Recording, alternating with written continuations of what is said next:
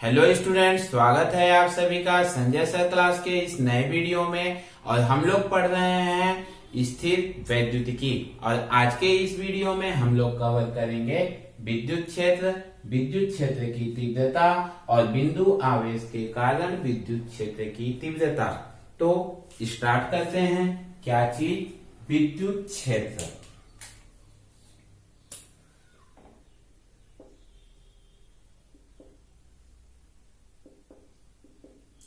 Student, विद्युत क्षेत्र को समझने के लिए मैं एक वर्ड यूज कर रहा हूं। क्या? इलाका। इलाका मतलब क्या होता है? हम जैसे मुंबई शहर में रह रहे हैं, दिल्ली में रह रहे हैं, पुणे में, बड़ौदा, सूरत, बेंगलोर, कोलकाता, इन सब शहरों की एक विशेष बात होती है कि इनमें भाईगिरी बहुत ज्यादा होती है। भाईगिरी मतलब आप लोग समझ गए होंगे क्या होता है भाईगिरी।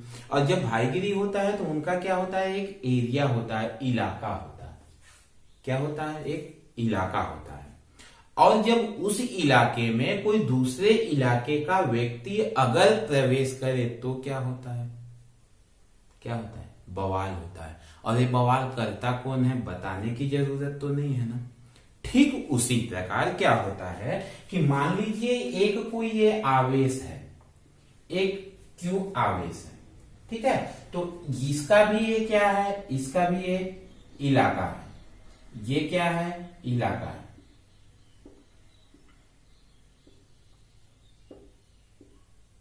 ये क्या? इलाका है। और इस इलाके पे इसका क्या है? प्रभाव है। इस इलाके पे इस आवेश का क्या है? प्रभाव है। अब इस इलाके में यदि कोई बाहर से, मान लेते हैं Q0 कोई दूसरा आवेश है, ये Q0 क्या है? दूसरे इलाके का है। जब ये इस Q के इलाके में प्रवेश करेगा तो क्या होगा? बताया अभी मैंने, बवाल होगा। बवाल होगा मतलब क्या? यहाँ पे बवाल से मतलब है उस पे एक फोर्स लगेगा, उस पे एक बल लगेगा। ये जब बाहर से Q0 आवेश इसके इलाके में प्रवेश करेगा तो इस पर एक बल लगेगा, एक फोर्स लगेगा। ये क्या? एक बल का अनुभव करेगा। और इसके इस इलाके को ही हम बोलते हैं जहां ये फोर्स का अनुभव करेगा। यदि इसके इलाके से ये Q0 बाहर होता है तो इस पर कोई भी फोर्स नहीं लगेगा। जैसे ही इसके इस एरिया में ये प्रवेश करेगा तो इस पर एक बल महसूस करेगा, ठीक है। अब कल्पना कीजिए कि मैंने तो यहाँ पे एक आकार बना दिया है, तो हमको ये पता चल रहा है कि इसमें प्रवेश किया तो, लेकिन इसके एरिया तो अदृश्य होती है। तो हम कैसे जानेंगे कि इसका एरिया कहाँ है, कितनी दूरी तक है? इसके लिए क्या है कि जहां इस पे ये बल का अनुभव करेगा, जहां पे ये Q0 बल का अनुभव करेगा, किसके कारण? इस आवेश के कारण, वहां से विद्युत क्षेत्र क्या हो जाएगा? प्रारंभ हो जाएगा। मतलब विद्युत क्षेत्र है क्या? विद्युत क्षेत्र किसी आवेश के परिवेश का वह एरिया है जहां पे कोई दूसरा आवेश प्रवेश करता है तो उस पर एक बल लगता है। क्लियर है? फिर से, विद्युत क्षेत्र किसी आवेश के परिवेश का वह क्षेत्र है जहां दूसरा आवेश प्रवेश करता है तो उस पर एक बल लगता है, ठीक है। लिख लेते हैं। क्या? विद्युत क्षेत्र अनुभव करता है, ठीक है। विद्युत क्षेत्र किसी आवेश के परिवेश में वह क्षेत्र होता है जहां कोई दूसरा आवेश प्रवेश यदि करेगा तो क्या? विद्युत बल का अनुभव करता है। क्लियर है स्टूडेंट? अब आते हैं दूसरे बिंदु पर। दूसरा बिंदु क्या है? विद्युत क्षेत्र की तीव्रता।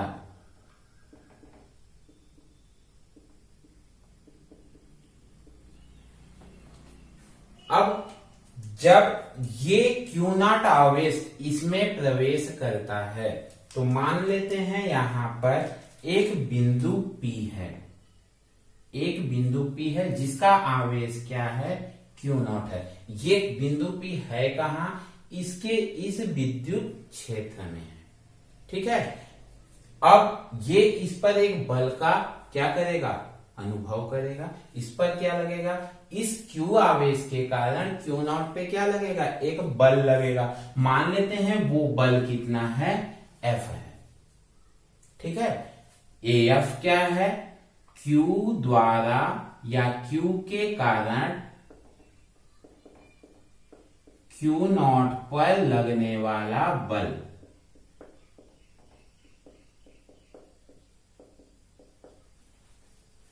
ठीक है, अब Q नॉट आवेश पर, Q नॉट आवेश पर कितना बल लगता है, Q के कारण बल कितना लगा, F लगा। Q नॉट आवेश है तो उस पर बल कितना लगा, F लगा। तो यदि 1 कूलम आवेश हो, 1 कूलम आवेश पर Q के कारण लगने वाला बल क्या होगा, कितना हो जाएगा, F upon Q G not. Q not आवेश पर Q के कारण, Q नॉट आवेश पर Q के कारण लगने वाला बल, सपोज हम मान लेते हैं कितना है, F है। तो 1 कूलम पर, 1 कूलम आवेश पर कितना बल लगेगा, F बाई Q नॉट लगेगा। और यही F बाई Q नॉट, यही लगने वाला बल, और इस Q नॉट आवेश को हम नाम दे देते हैं क्या, परीक्षण आवेश। इस Q नॉट को क्या नाम दे देते हैं हम, परीक्षण आवेश। और इस परीक्षण आवेश पर जो बल लगता है, उस बल और परीक्षण आवेश के अनुपात को क्या बोलते हैं हम, विद्युत क्षेत्र की तीव्रता। स्टूडेंट यहाँ पे बात है 1 कूलम, 1 कूलम मतलब यूनिट है, वो इकाई है, एकांक है।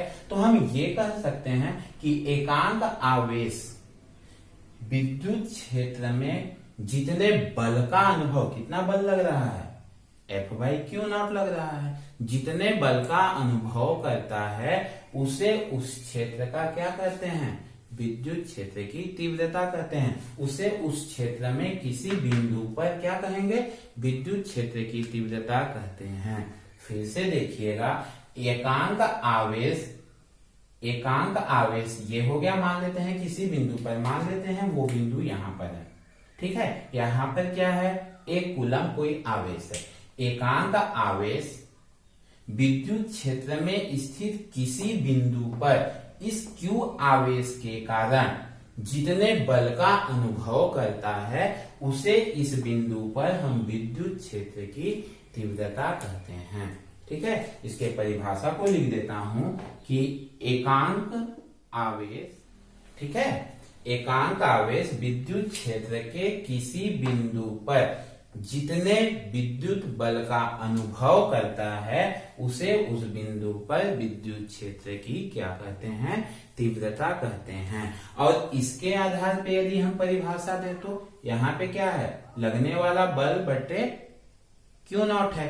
इसके अनुसार यदि हम इसका परिभाषा देंगे तो एक दूसरा परिभाषा इसका ये दिया जा सकता है कि होता है, ठीक है, किसी आवेश के विन्यास के कारण, ये कोई आवेश है Q, ठीक है, विन्यास के कारण किसी बिंदु पर विद्युत क्षेत्र की तीव्रता मान लेते हैं, वो बिंदु क्या है, P है, जिस पर परीक्षण आवेश कितना है, Q नॉट है, को उस बिंदु पर रखने पर, P पर रखने पर उसके द्वारा अनुभव किए ये जितने भी बल का अनुभव करता है, उस बल को उसके परिमाण के द्वारा विभाजित, मान लेते हैं बल कितना अनुभव करता है, F अनुभव करता है, ठीक है, F बल का अनुभव करता है, तो बल और उसके परिमाण, कितना आवेश है यहाँ पे, Q नॉट है, इसके परिमाण के अनुपात को विभाजित करने पर क्या प्राप्त होता है, विद्युत क्षेत्र की तीव्रता E बराबर F by Q not. Clear हुआ, दोनों परिभाषाएं हो गई। अब अगर हम E का क्या निकालें, E का मात्रक निकालें, E का मात्रक क्या हो जाएगा, E का मात्रक बराबर क्या होगा, F का मात्रक बटे Q नॉट का मात्रक। ठीक है। F का मात्रक क्या होता है? न्यूटन होता है। और Q नॉट का मात्रक क्या होता है? कूलाम। तो E का मात्रक क्या हो जाएगा? E का मात्रक हो जाएगा न्यूटन प्रति कूलाम। ठीक है, ये हो जाएगा क्या? E का मात्रक। क्लियर है स्टूडेंट? ये हो गया विद्युत क्षेत्र और ये हो गया विद्युत क्षेत्र की तीव्रता। अब हम इन दोनों की सहायता से तीसरे और महत्वपूर्ण टॉपिक पे आते हैं कि बिंदु आवेश के कारण विद्युत क्षेत्र की तीव्रता क्या होती है। फटाफट इसका फोटो खींच लीजिए, फिर आगे बढ़ते हैं। चलो अब आते हैं इसके तीसरे बिंदु पर, बिंदु आवेश के कारण विद्युत क्षेत्र की तीव्रता। ठीक है, हम ये मान लेते हैं ये कोई आवेश है जिस पर कितना आवेश है? Q। इसका ये क्या है? एरिया है। एरिया है मतलब ये क्या है? ये विद्युत क्षेत्र है। ठीक है, इस विद्युत क्षेत्र में इस बिंदु आवेश Q से r दूरी पर एक बिंदु P है। इस Q से r दूरी पर एक बिंदु P है जिस पर हमको विद्युत क्षेत्र की तीव्रता की क्या करनी है? गणना करनी है। लिख लेते हैं, माना करनी है।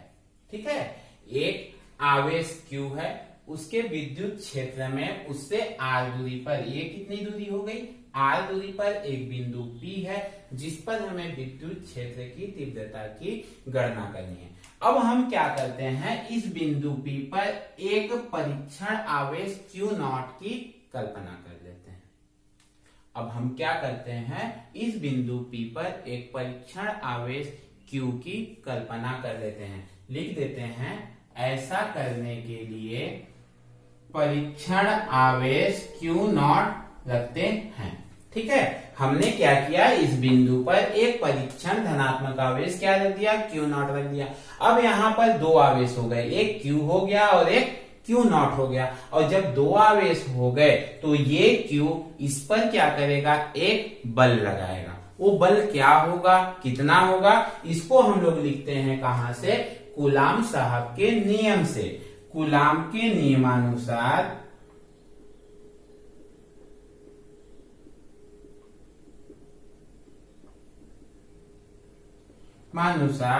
Q0 पर लगने वाला बल।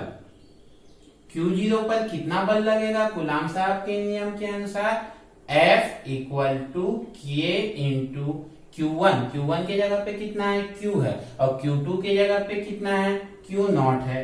बटे दोनों के बीच की दूरी कितनी है? R स्क्वायर हो जाएगा।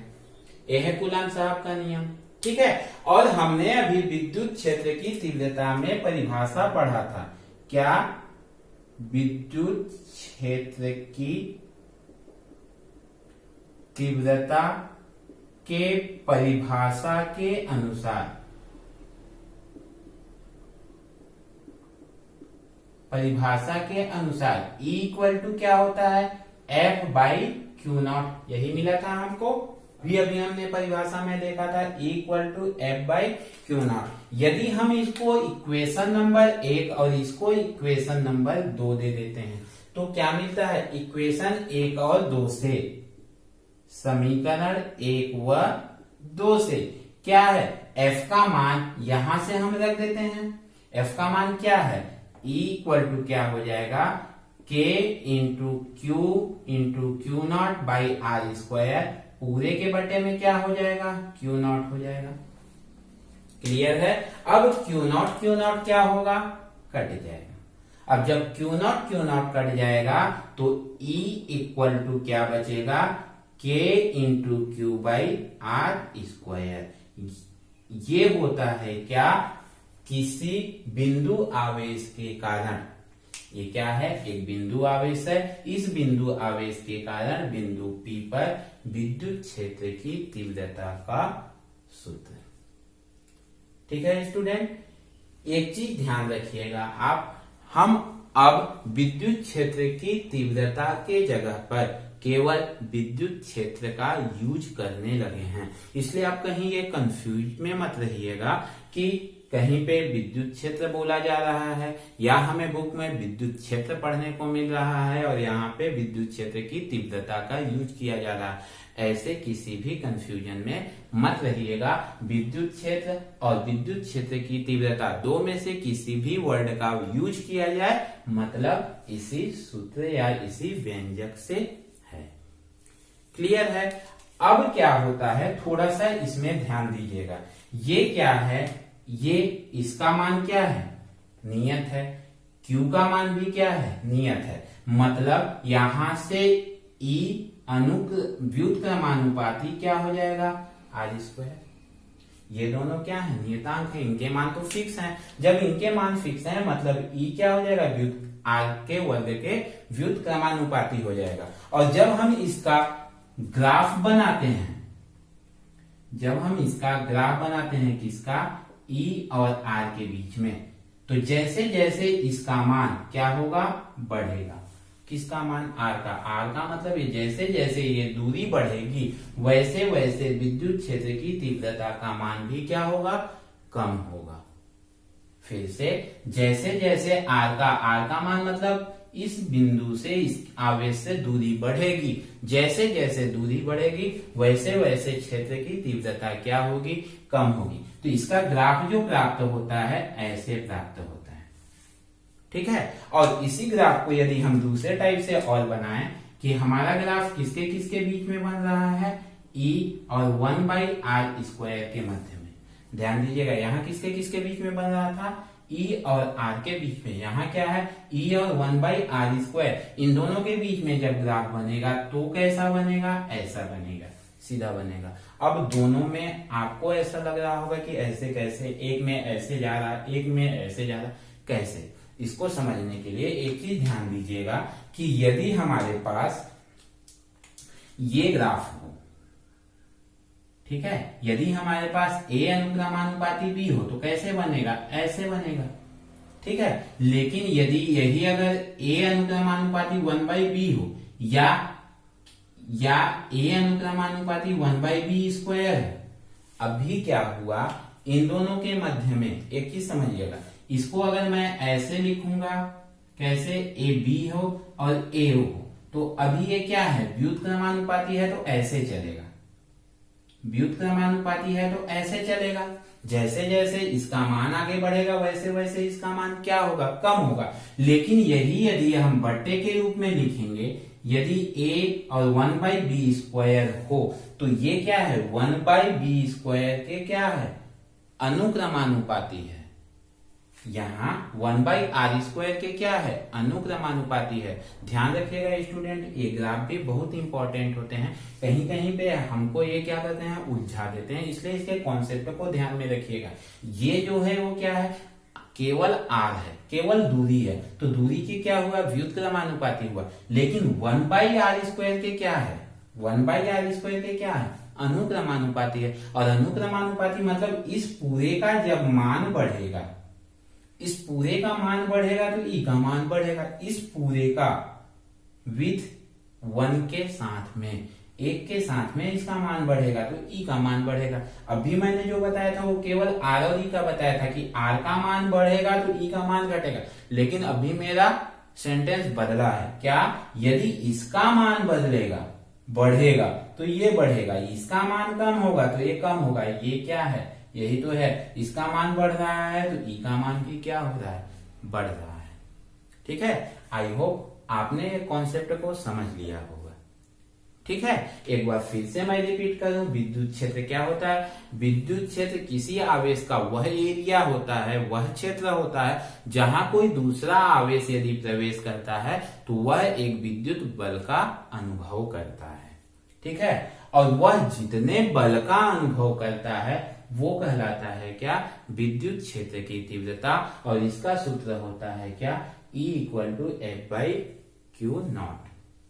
ठीक है। और इसका यूनिट, इसका मात्रक क्या होता है, E का मात्रक क्या देखा हम लोगों ने, E का मात्रक हमको मिला था क्या, न्यूटन प्रति कूलम। ठीक है। किसी बिंदु आवेश के कारण विद्युत क्षेत्र की तीव्रता निकालने के लिए हमने माना कि ये कोई बिंदु आवेश Q है जिस पर Q आवेश है, इससे स्मॉल r की दूरी पर ये परीक्षण आवेश रखा हुआ है जिस पर हमको विद्युत क्षेत्र की तीव्रता ज्ञात करनी है। कूलाम के नियमानुसार इस परीक्षण आवेश पर इस आवेश के कारण जो बल लगेगा वो कितना होगा, F equal to K into Q into Q0 by R square. इस सूत्र में मान रख देंगे F का, कट जाएगा, क्या मिलेगा, equal to K into Q by R square. यदि SI पद्धति में लिखेंगे तो क्या हो जाएगा, ये SI पद्धति में K का मान कितना होता है, 1/4 पाई एप्सिलॉन नॉट होता है, तो मान रख देंगे तो E इक्वल टू क्या हो जाएगा, 1/4 pi epsilon not Q by R square. ठीक है, और CGS पद्धति में कितना हो जाएगा, CGS पद्धति में K का मान कितना होता है, 1 होता है। हम लोगों ने पिछले वीडियो में ये पढ़ा है, 1 रख देंगे तो E बराबर क्या मिलेगा, Q बाई R स्क्वायर। ठीक है स्टूडेंट, ये हो गया विद्युत क्षेत्र की तीव्रता और किसी बिंदु आवेश के कारण विद्युत क्षेत्र की तीव्रता का डेरिवेशन। आई होप आप इस वीडियो को समझ गए होंगे, तो वीडियो को लाइक कीजिए, सब्सक्राइब कीजिए और हाँ, अपने दोस्तों में शेयर करना ना भूलें। आज के लिए बस इतना ही। अगले वीडियो में हम लोग देखेंगे विद्युत क्षेत्र रेखाएं, जो इस चैप्टर का बहुत ही महत्वपूर्ण बिंदु या बहुत ही महत्वपूर्ण टॉपिक है। क्या, विद्युत क्षेत्र रेखाएं। ठीक है, आज के लिए बस इतना ही।